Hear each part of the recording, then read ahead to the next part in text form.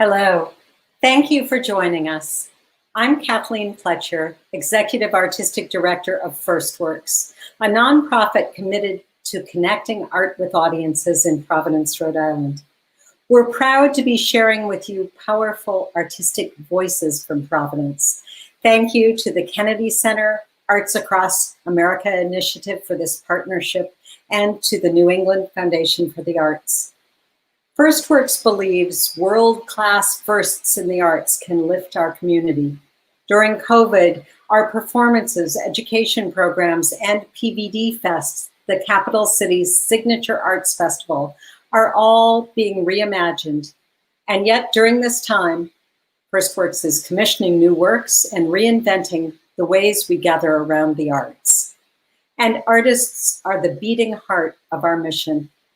I'm thrilled that you can experience Rose Weaver, an astonishing singer, writer, actress, a woman of resilience, and an exemplar of art activating our community. Central to FirstWorks is our Raise Your Voice program that celebrates and amplifies diverse artistic voices from the stage, in the classroom, and on the screen. Rose's voice carries through. Rose Weaver is an unstoppable force in Rhode Island arts. Her voice and her passion for the performing arts have illuminated the way forward for so many of us. And now, Rose Weaver and UnMuted Tears.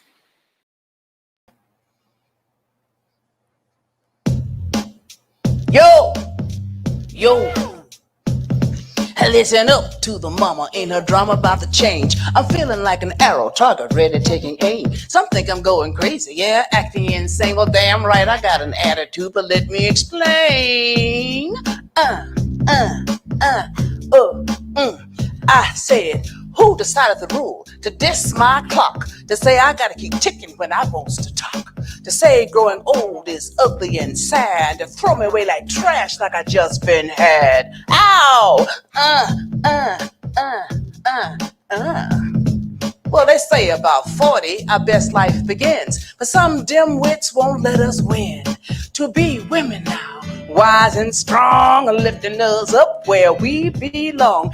I'm 71 now and ending up the stage, and it's me writing chapters for my next page. You men and you women, listen up and take note. This sister's not crazy, she's got a new coat. Ha! Woo! Ha! Uh-oh, where's my fan? Where's my fan? Oh, ooh. Oh, y'all want one? I got enough for almost everybody here. Oh, well, you know, it's been said that African American women and Hispanic women have more hot flashes than anybody. You know, diabetes, hypertension, stress. Yeah, they got that right. When I had my first attack of hot flashes at work, I started using a fan. I have a small oriental folding fan in my purse. It was beautiful with black and gold butterflies. This is good old female doctoring.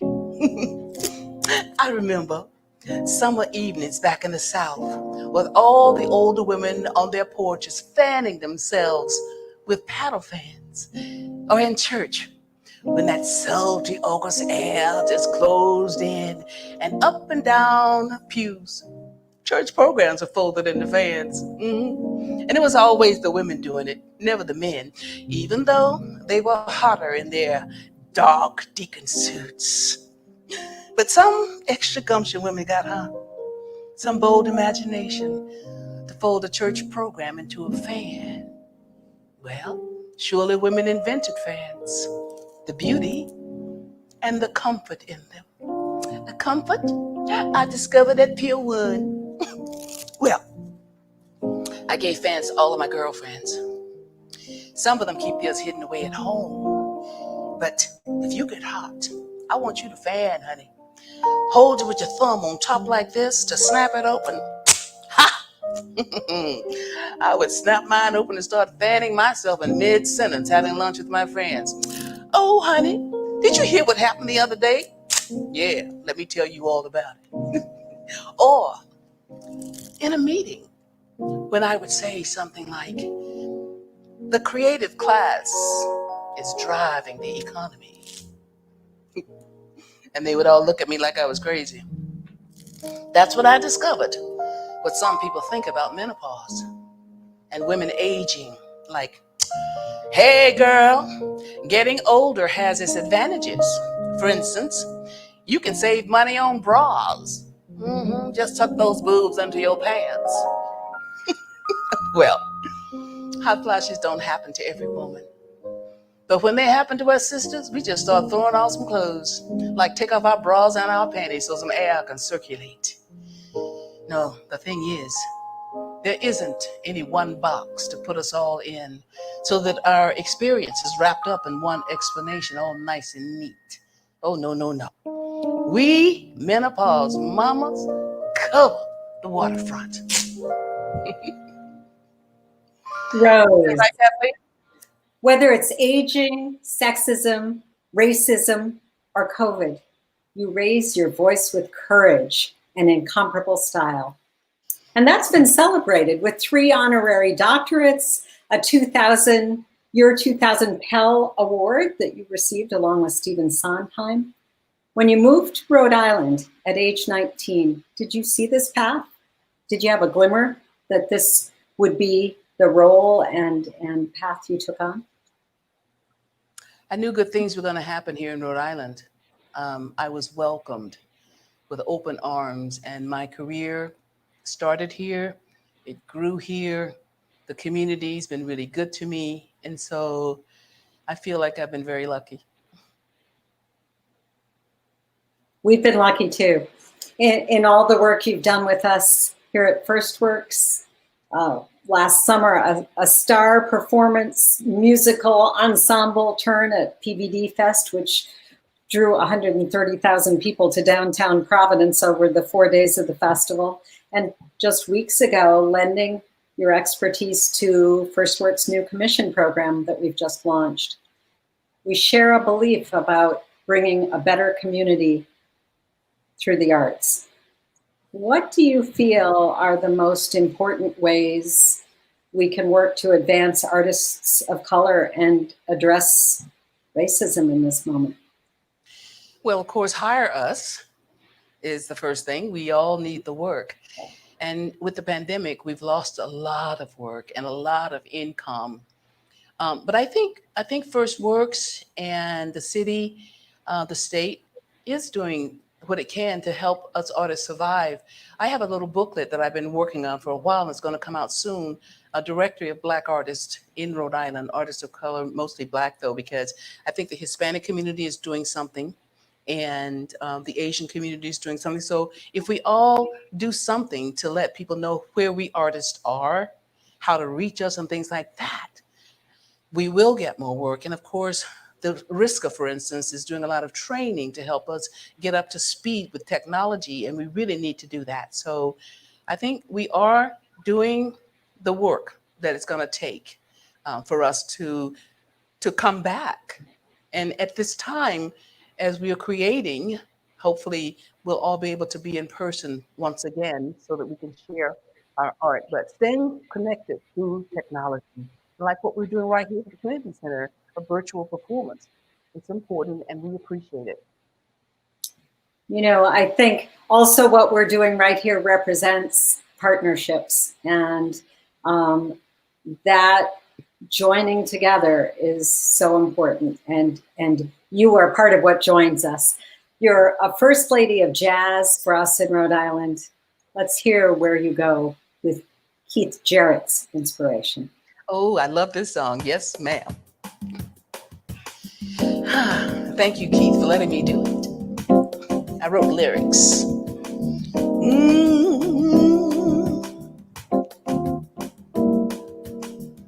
In my hometown, back in the woods of Georgia, I had no hope in my family. We always thought life would be a burden. Didn't know that we were free. When you're a child, you can see it all, but don't have words enough to say. Don't think I'll stay in this hopeless way. I have another vision for a lucky 7. I had no pride, all I felt was pity for myself and for my race. Was almost through reading through the Bible, searching for that higher place. Then came along a preacher man who touched my heart, my head, my soul, and life began. I could understand all the reasons for living. I am lucky 7. Yes, M.L. King, that preacher man, touched my heart, my soul, my head, and life began. I could understand all the reasons for living. Yes, I am lucky 7. I'm lucky, so lucky. I'm lucky 7. I am lucky 7.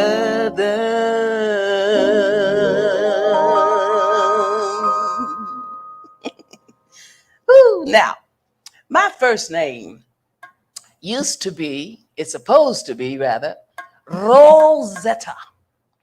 My mama said the county clerk in McDonough, Georgia, where I was born, messed it up.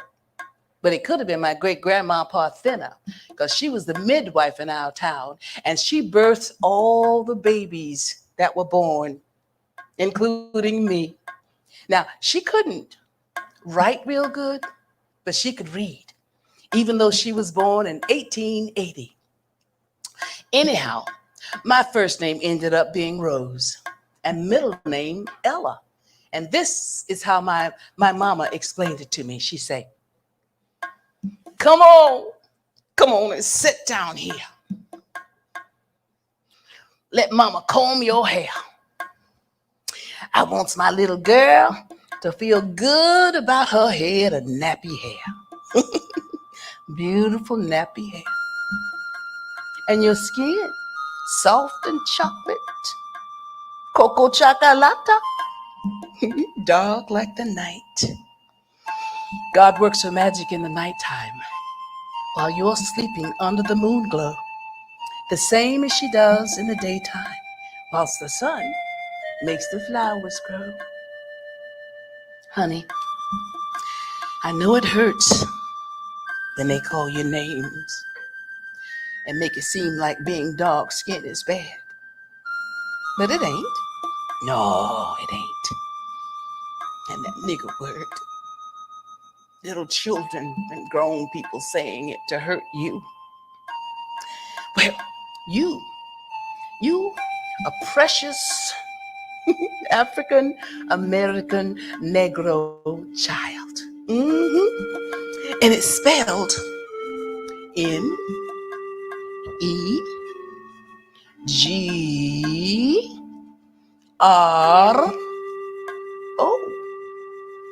The N stands for Nandi, the mother of Shaka Zulu.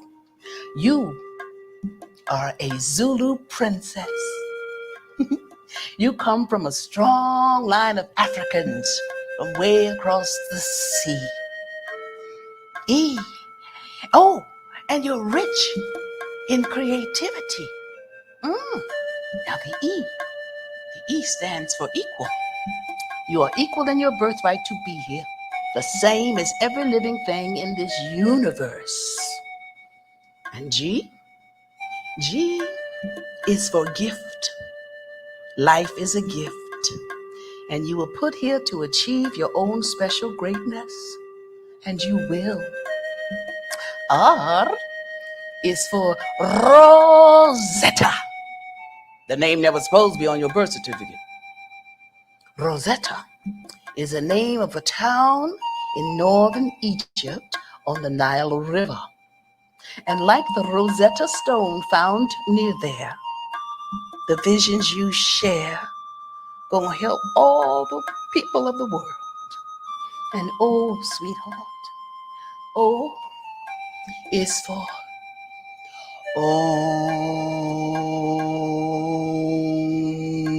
omnipotent. Spell it. Always know that the great universal spirit is with you, in you, as one. And everything you imagine to be, it's gonna be.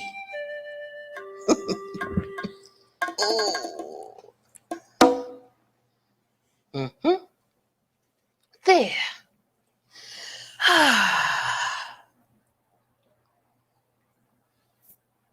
It took me a really long time to believe that I am special.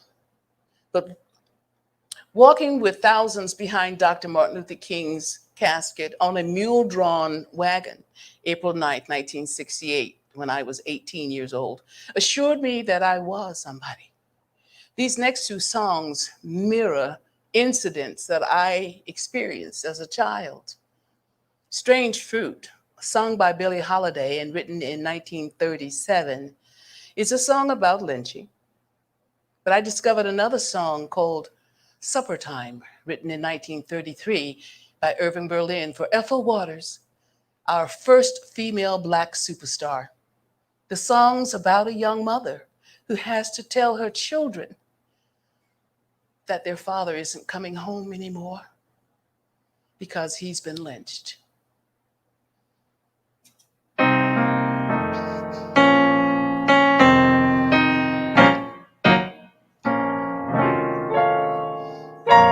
Southern trees bear a strange fruit, blood on the leaves and blood at the root. Black bodies swinging in the southern breeze. Strange fruit hanging from the poplar trees.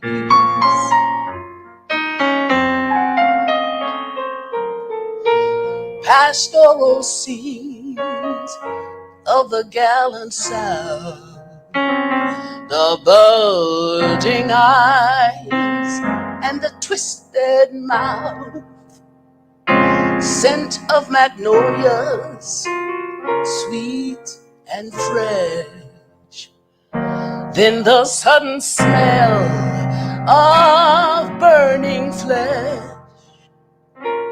Here is a fruit for the crows to pluck, for the wind to gather, for the rain to suck, for the sun to rot, for the trees to drop.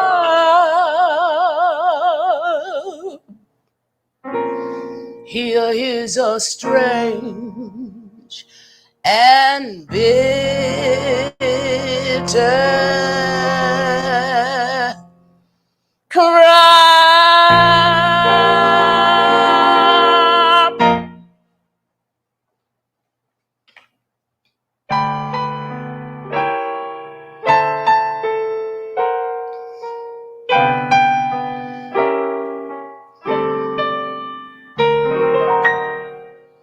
Supper time, I must set the table, 'cause it's supper time. Somehow I ain't able, 'cause that man of mine ain't coming home no more.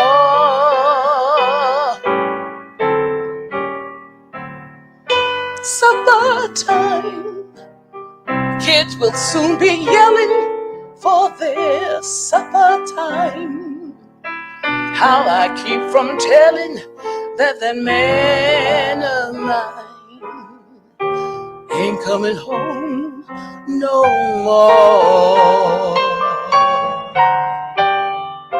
How I keep explaining when they ask me where he's gone. How I keep from crying when I bring their supper on. How can I remind them to pray at their humble board? How can I be thankful when they start to thank the Lord? Oh Lord, supper time. I must set the table, 'cause it's supper time. Somehow I ain't able, 'cause that man of mine ain't coming home no more.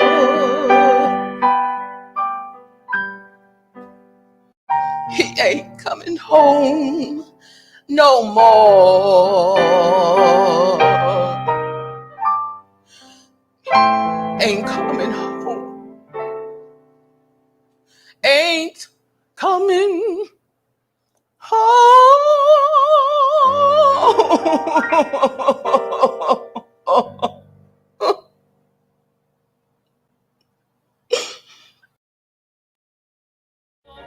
He shook that thing. He's a sweet old papa when he shakes that thing. Listen to this.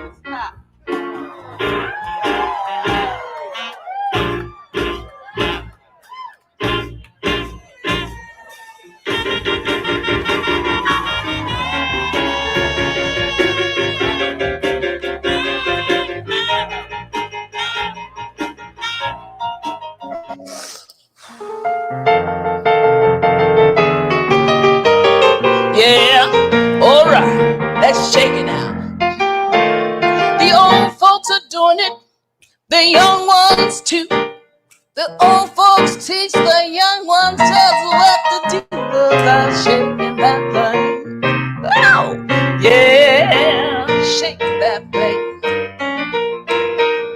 Come on, let me show you how to shake that thing. Come on, everybody, come on. If you watch it, you go.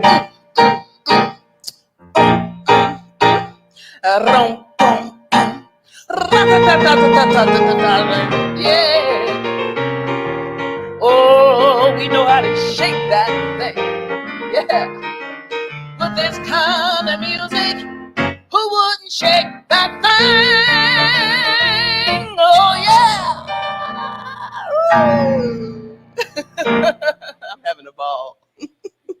The old folks and the young folks.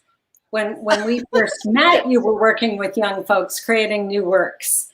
And for FirstWorks, youth engagement has become intertwined with every performance and project we undertake.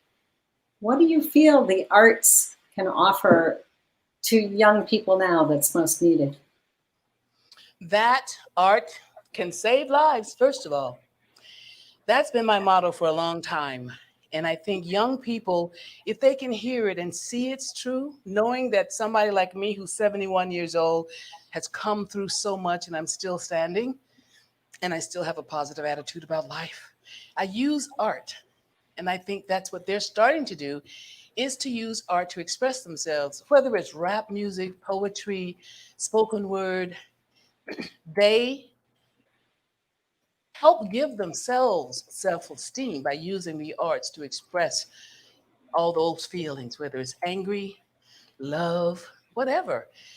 And I encourage it. I used to go to the schools, and as an artist in residence, and I would just use my doll, which I made, she's a rag doll that I made myself. And I would teach myself to love myself when I didn't feel I was getting it anywhere else. So I hope young people will take advantage of it.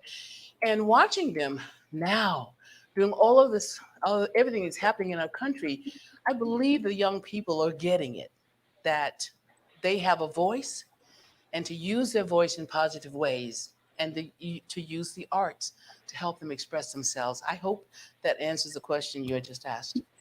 It does, and it leads to the next one. You titled this concert "Unmuted Tears," and there's some consummate showwomanship here. I was talking earlier about raise your voice. How is unmuting your tears activism for you? Because it allows me to stop being silent. A lot of times I've been silent about my pain. And as a Black woman, always at the bottom of the totem pole, and as an older woman now, I see it even more, the ageism, the sexism, the racism. I'm just tired of it.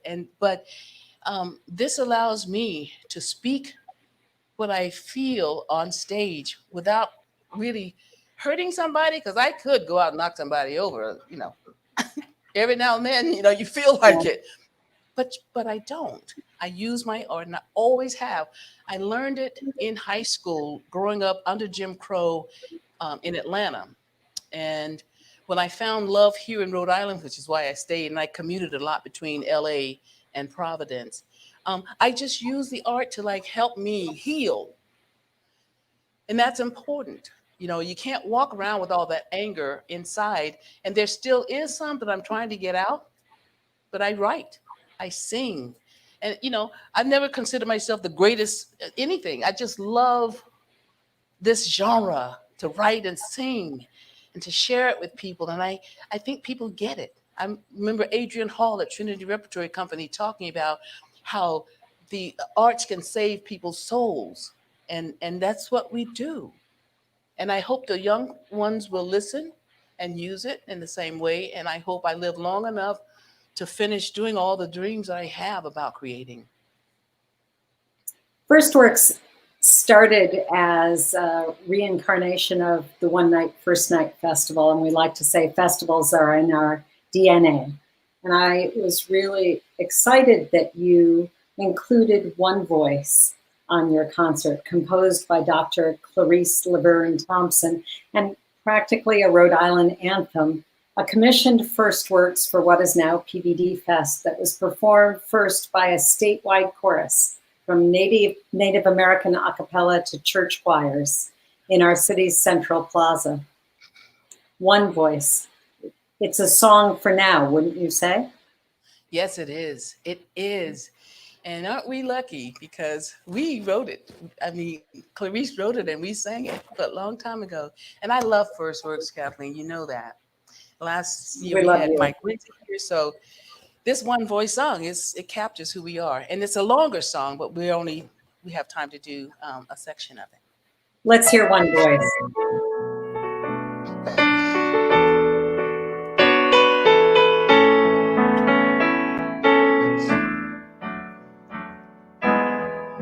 Here we stand, many voices, filled with hope and filled with joy. Hope for peace for all people. Hope that love dwells in our hearts all together, blending as one voice. Here we stand, friends and family. We create this community from Newport and Blackstone Valley, westerly to Providence, all together, united as one voice. All together, united as one voice.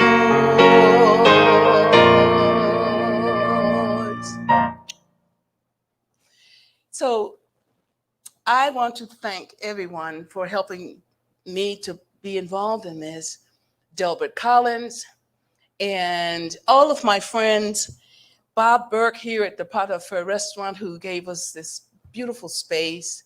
Steer Digital for coming in to do a live stream for us, because it could not have happened in my apartment. But Delbert, thank you so much. You have just been wonderful. And who else do I need to thank? Just Providence, Rhode Island, and the Kennedy Center. I appreciate you so much. And Kathleen, FirstWorks is just the bomb. So I'm gonna do my last song, which I wrote for my show, Menopause Mama. And this song is called This Woman's Not Done. We have a track that we're gonna sing.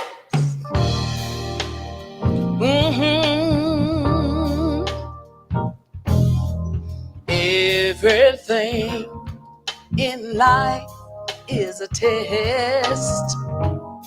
That's why women are here to leave lessons from our youth, to grow older without fear. And this woman's not done.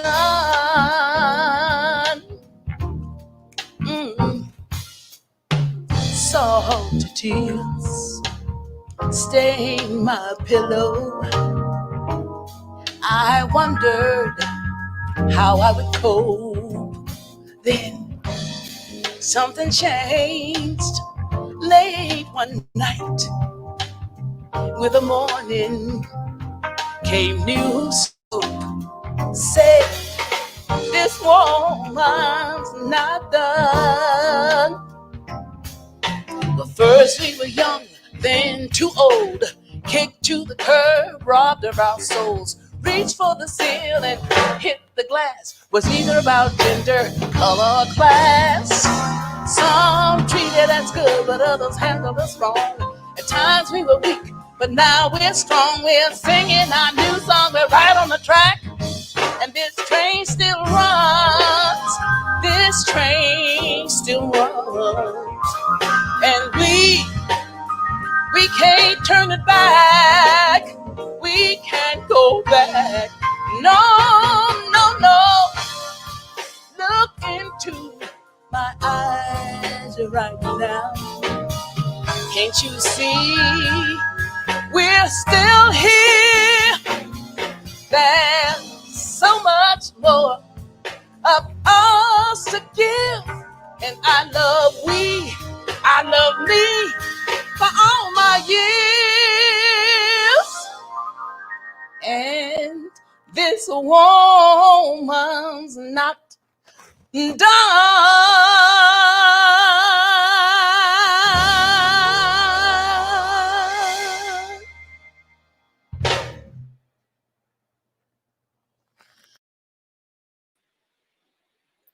The rich artistic community in Providence provides fertile ground for inspiration as FirstWorks reinvents connections with audiences during this time of COVID.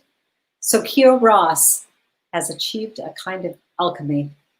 His personal narrative of his family's history surviving the Khmer Rouge regime is searing, but it is the triumph of his artistry, dance, movement, storytelling, hip hop that makes him a cultural leader. Sokeo's work opens our minds at every turn, another exemplar of FirstWorks' Raise Your Voice program. Mr. Ross is an artist who has given so much to our community in Providence, Rhode Island. In 2004, he also founded Case Closed, a young hip-hop company that transforms negativity with creativity.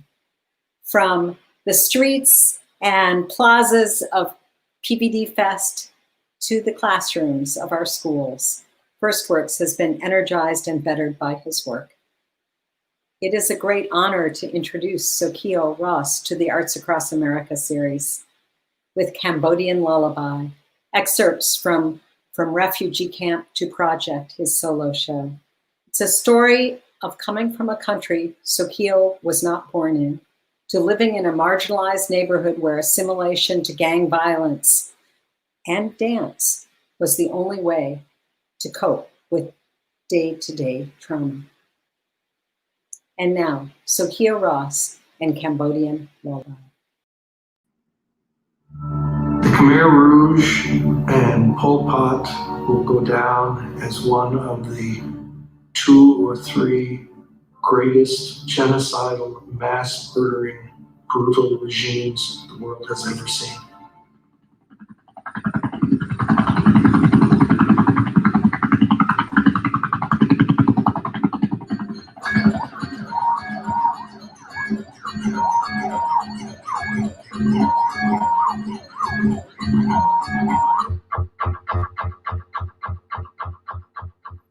I was born in a Thailand refugee camp in the back of a truck.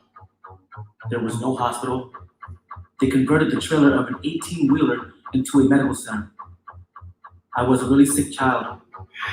The lack of medication didn't help either. In the refugee camp, I was given 3 names. Sokeo, for a place filled with suffering, anguish, and confusion. The place of birth was called Sokeo. Since I was a very sick child, they took me to a monk so I can get blessed. Vati was a name given to me by a monk who cured me of my sickness and named me for luck. Another monk named me Chuk for the presence of a flowery face. The color of my skin resembled the color of a lotus flower. As I got better, a lonely stranger tried to buy me for a child of his own, but my mother wouldn't let me go. She already lost 6 children. She was not going to lose another.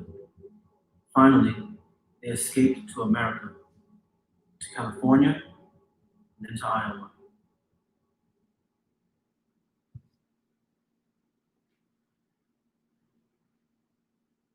In 1986, we moved to Rhode Island. There were cracks in the pavements, broken windows. Welcome to Hanover Street. On one end of the street, there was this plastic factory. And all you could smell was melted plastic throughout the whole street. Around the corner, chickens feed in the vacant lot. On the other end of the street, we used to call this the prostitution house. Across the street from there was this liquor store. And there were always people outside. And this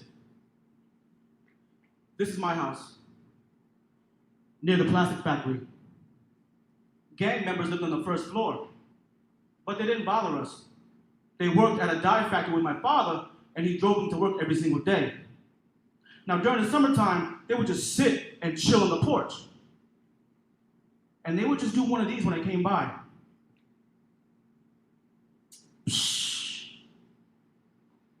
So I would just have to try to squeeze my way in just to go upstairs. And on my way back down, I didn't want to be rude, so what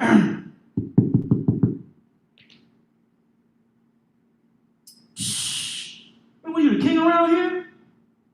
And there was this nice green lemonade truck that went up and down my street, ringing its bell. Ring-a-ling-a-ling, ring-a-ling-a-ling. They served lemonade, chips, hot dogs, soda, and drugs. There were bullet holes in my house. And my house was a target because it was a gang household. They would shoot there, they would shoot there, and they would shoot there. I never got hit with a bullet. There was this car. They drove it right to my porch, set it on fire, and blew it up. There was this one kid wearing a red shirt, walking down my street. I watched him get beat up. I never wore red until I moved out of that neighborhood. Welcome to Hanover Street.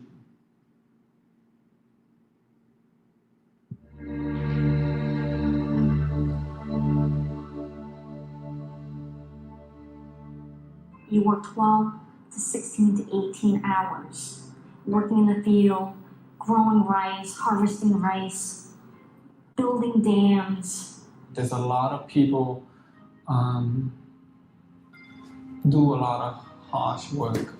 People work. They work you until you drop dead. We knew that human life was cheap and that if we did not produce, we would be killed. At one point, I remember just working, and then they just walk up and just shoot the person in the head. You know, the guy just walk up and go boom.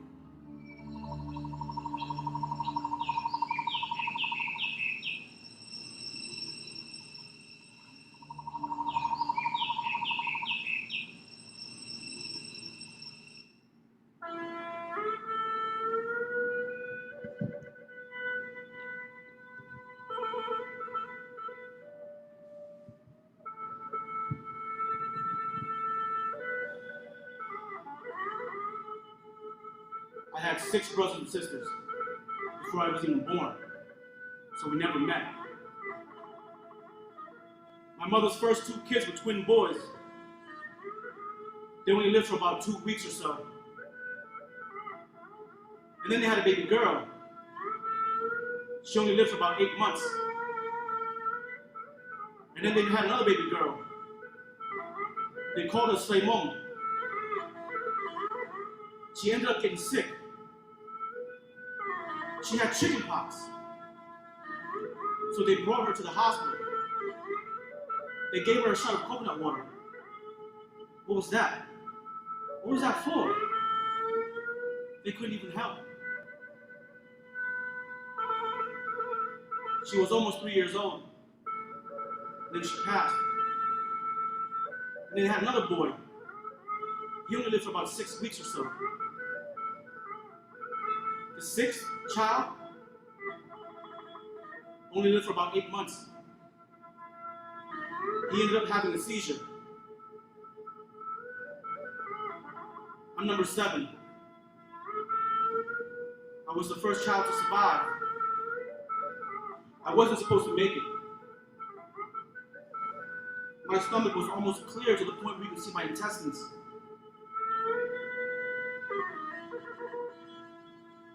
The medicine didn't work. Until finally, they took me to the monk, changed my name, did something else, did all these blessings, and finally I got better. I survived the camps, but then it was the United States.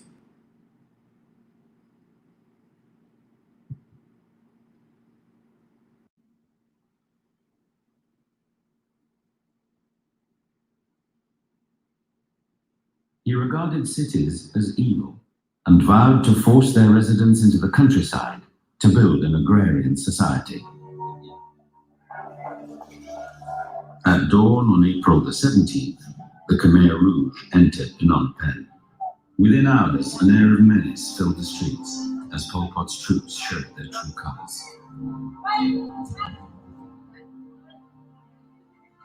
Later that day, all of the city's 2 million people, even the sick and the dying, were ordered into the countryside. Anyone who resisted was shot. Within days of the Khmer Rouge taking power in 1975, Phnom Penh was a ghost town, all of its residents forced into the countryside. He wanted to restore the glory of Cambodia's ancient civilization at Angkor Wat and set out to set the clock back 800 years. Anything modern was seen to be impure, and Pol Pot replaced factories with Stone Age technology. Modern ideas were considered evil. Anyone with an education posed a threat, so Pol Pot began rounding up monks, artists, and intellectuals. The best and the brightest of Cambodian society were systematically killed and buried in mass graves known as the killing fields.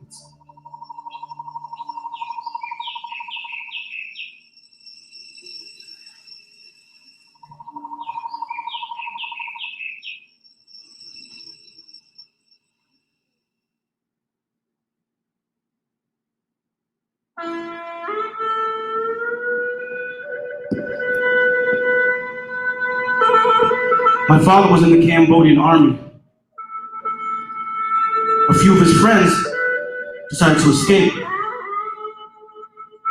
When the Khmer Rouge found him, he told them he was a fisherman.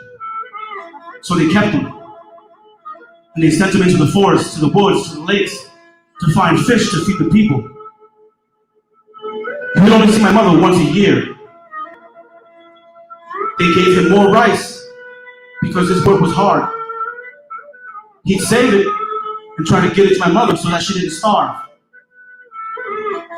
My mom would cook the rice and eat it secretly.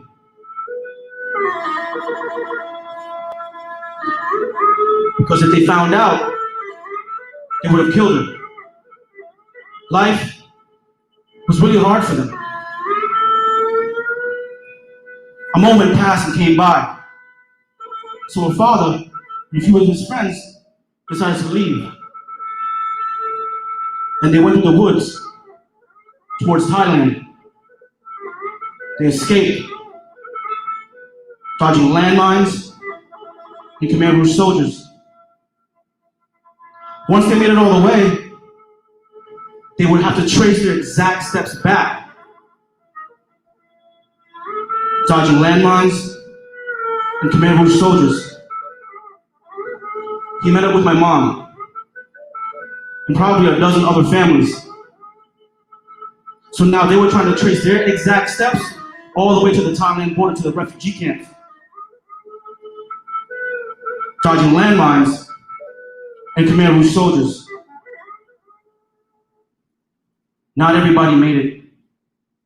Some of them lost lives. Some of them lost limbs. Many of them lost hope.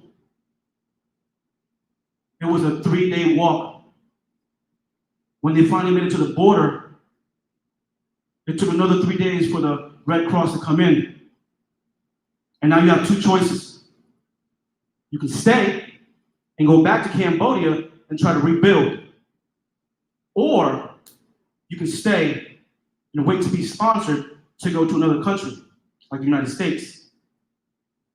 My parents wanted to leave. It was a 2-year process. When they finally got on the airplane, it was like leaving a whole life behind and trying to start a new one. But they didn't know that they were going to end up in the neighborhood that they did.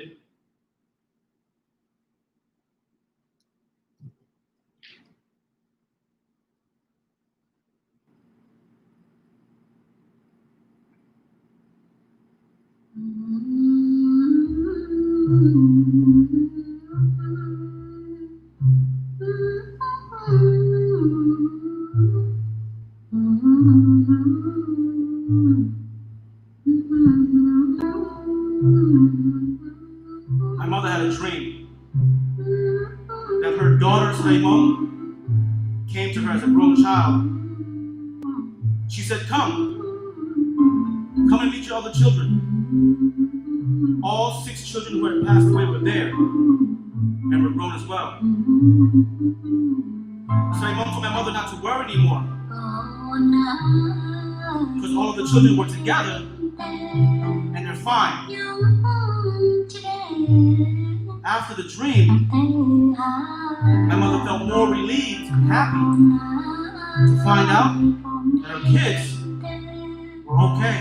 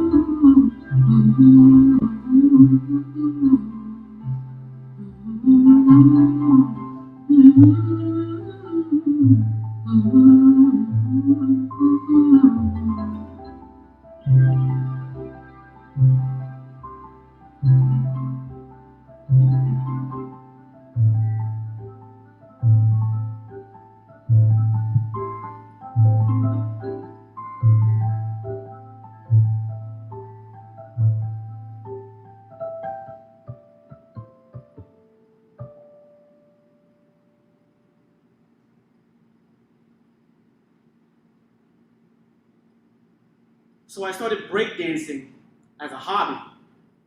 I wasn't trying to get all like, go to a professional place and do this here and that and do that. I just wanted to dance. And again, I was still around gang members. The dance that they were doing was breaking. So I started breaking as a hobby. I mean, I couldn't do ballet. I would have got made fun of. So what did I do? When in Rome, you break dance. So I started breaking. I was pretty good. Then one of my friends told me, yo, you should go to this place called the Carriage House. The Carriage House. Some of y'all know it as Everett Company Station School. When I first stepped foot into there, all you could smell was the Marley. And I opened the door, and all you saw was a whole bunch of kids. My age, from my same communities. Breaking. I mean, some were popping, bow, bow, bow. Some were up rocking, boom, ha, bow, bam. Someone's teaching others and teaching others and teaching others. And I started to break with them. That was my first open class. After that class, I was trying to leave. Got to catch the bus, you know what I mean? And Dorothy, director of the place, comes up to me. And she goes, hey, you want to do a show? Say, what now? Yeah, you know, a show. It's an anti-tobacco educational school show. I was like, nah, I'm good. And then she says, well, you know, after every show, we usually go out to eat, get burgers or hot dogs or pizza. And I was like, nah, you know, no. But then she was like, well, you're about 15 to 25 bucks per show. Sounded good. But I was like, nah, I'm not gonna do it. Well, these shows, it's during school. So you get to skip school. Oh, well, sign me up. And I kept dancing ever since. I just didn't stop, right? I fell in love with something that I didn't even know how to express at the moment. I was very shy. For those of you who don't know, I was very, very shy. Like, I would never speak. And if you would ask me a question, it would take me a little while just to answer you. But if you ask me to dance, man, I'm all over it. I could do that. But I couldn't speak. But my body was my language. My movement was my language. At the age of 19, Everett came to me and was like, yo, there's question number 2. You want to join the touring company? I was like, yeah. This time I did not hesitate. And I went on my first tour. And I went to New York. And it's my first time in New York. It's probably 11 o'clock at night. Me and Ed walked down to the end of Amsterdam and 181st or Broadway, whatever the case may be. So I'm standing there. And I look over. Yo, Eddie, is that Times Square? He goes, yup. And it looked so close. Come to find out, we were on 19th. He goes, you want to take a walk? Sure. That so close seemed to be the longest walk we've had in our life. 20 New York blocks. But I wasn't even tired. Once I saw all the lights, it just got me back up again. And that's what I fell in love with. Not the lights, but the community that was there. So every time we started touring, We work with the community. We work with the youth, the students. The same thing Everett did when I went to Carriage House. And that was where the passion and the love was real. Because I could have taken what was in the streets, what was in my life, social justice movements, union labor stuff, anti-tobacco, and put that on the stage. This is my protest. This is what I'm doing. And I just loved every single moment of it. And I kept doing it. And I kept doing it. And I kept doing it.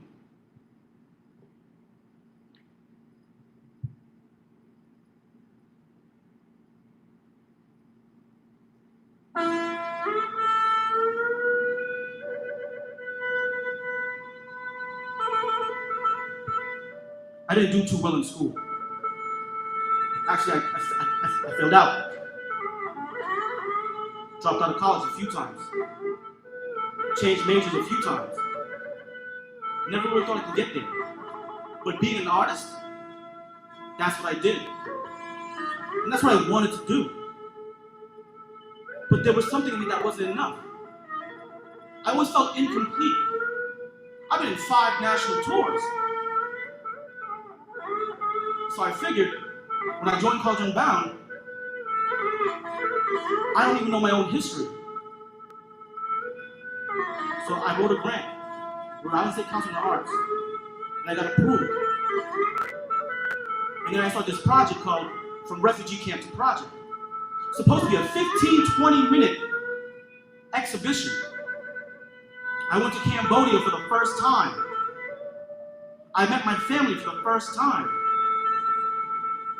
Mind you, we never had hugs, I love you, birthday kisses. We had to be on survivor mode the whole time. So when I went to Cambodia, completely different story. Complete culture shock. I met my grandmother, my grandfather, my cousins. They were all there. It was just such a beautiful moment to really find out who you really are. And I didn't know how to take it. So when I graduated College Unbound in 2014, my whole family came, my brother, my sister, my parents, to watch me walk across the stage, because I never did.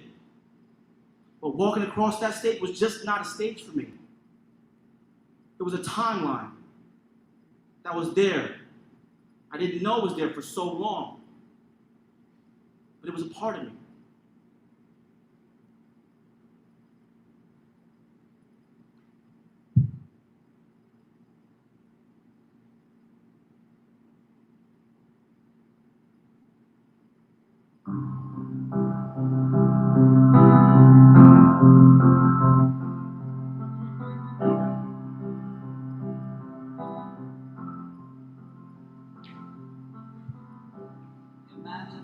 If it wasn't for dance, hip-hop, and the arts, I wouldn't even be here. I'd be dead or in jail. And it's difficult to really fathom that. But I'm here now. And so are my parents, and so are my family. And my parents are doing good. I mean, my mother still works a factory job, and she hates it. She gets up at 4:30 every single morning just to get ready to go to work. But she gardens every day, and she takes care of her garden as if they were her own kids. And then she would take pictures of her flowers and put them on Facebook. My father's retired now. But he's cool. He's good. He opens his garage doors, pulls out his lawn chair. He has his little karaoke system, a fridge, music, pulls out a beer, sits down, feeds the birds and the squirrels. And that's life to him right now. And he's enjoying every single moment of it. And it seemed like that survivor mode that they had just naturally faded away.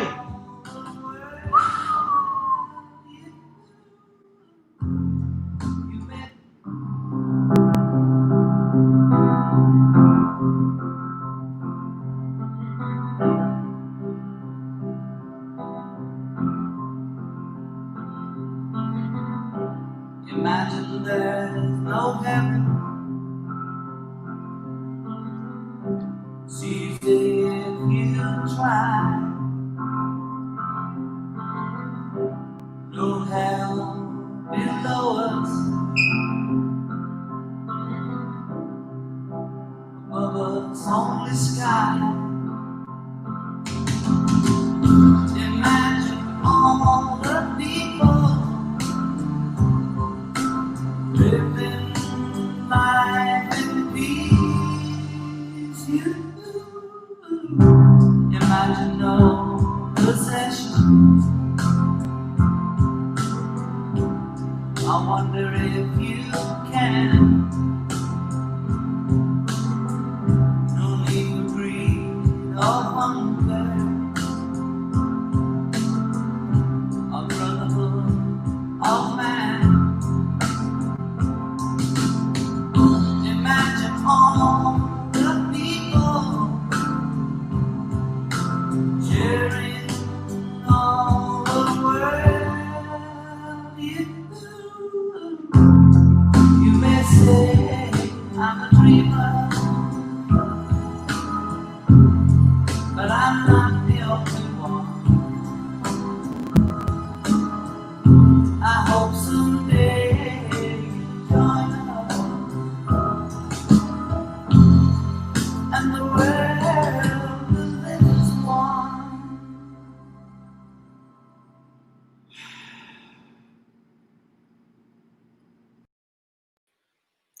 FirstWorks is honored to connect art with audiences in partnership with the Kennedy Center's Arts Across America initiative and New England Foundation of the Arts. We've curated these artists representing the force, the raised voices of the arts in Rhode Island. There are so many other partners behind the work we've shared today: Providence's Department of Art, Culture, and Tourism, Rhode Island State Council on the Arts, Everett Dance, Trinity Rep, to name a few. Rose Weaver and Sokeo Ros challenge us, open our minds, move us to action, and bring us joy within the pain. There is more to come from them, from FirstWorks, and from Rhode Island's creative capital, Providence. Thank you for joining us.